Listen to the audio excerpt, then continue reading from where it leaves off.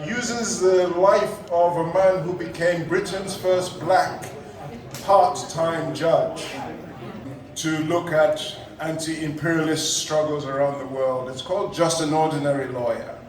And I performed it last night in Liverpool, and I always write a program note relating what's happening in the world today to the play that I'm performing. I read that program note out to some comrades this afternoon, and they insisted that I read it to you tonight. So that's going to replace one of the 4 items I had planned.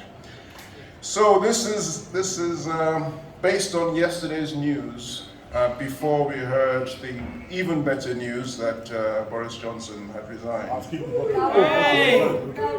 Okay, so here we go. We hear today that the previous president of the United States of America, who wants to be and could probably well succeed in becoming the next one, is to be tried in federal courts. Bravo, bravo. He says it's all part of a political witch hunt and a continuation of the one that started when he was in office. Many literally laughed when he first announced his candidacy, but few are laughing now. Here in the UK, we have had more than our fair share of clowns in positions of great power, Yes. with the repercussions all too obvious to those who have eyes to see. The future continues to look bleak when one considers the choices available at the next general elections. They are no better here than they are in the US, nor in other parts of the world, my birth country of Nigeria included. Over there, we have just elected a man into office who I describe as making Joe Biden look like Trevor Noah. Yes. Yes. I can say such a thing from the relative safety of a country where one is protected by the rule of law.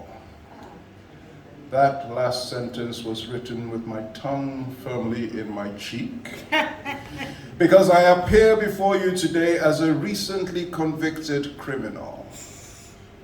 My crime was joining an activist group, Palestine Action, in staging a protest outside an Israeli-owned arms factory in Leicester, Bravo, bravo. which manufactures drones and missiles which are then marketed to the world's armies as battle-tested, meaning on the captive people of Palestine. Oh my goodness. That company, Elbit Systems, currently has 8 remaining sites in the UK. 2 have successfully been shut down by Palestine Action's relentless attention, but continues to receive the full protection of the state. An ongoing siege at the Leicester factory that started on May 1st has benefited from thousands upon thousands of police person hours, certainly at the cost of millions. And protesters continue to be arrested while the arms manufacturers and killers go about their sordid business as best they can.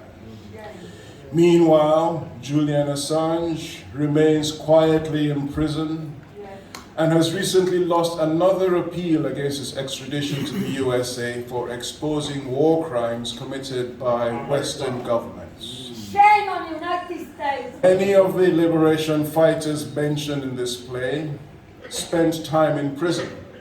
Nelson Mandela was there a lifetime. Steve Biko spent the last days of his amazing life there. I therefore wear my criminal conviction as a badge of honor.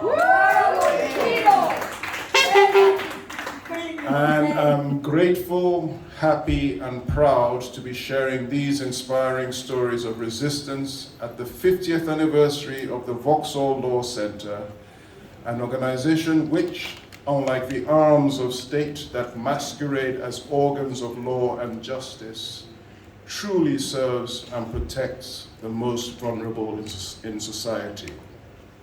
Long may they continue to do so.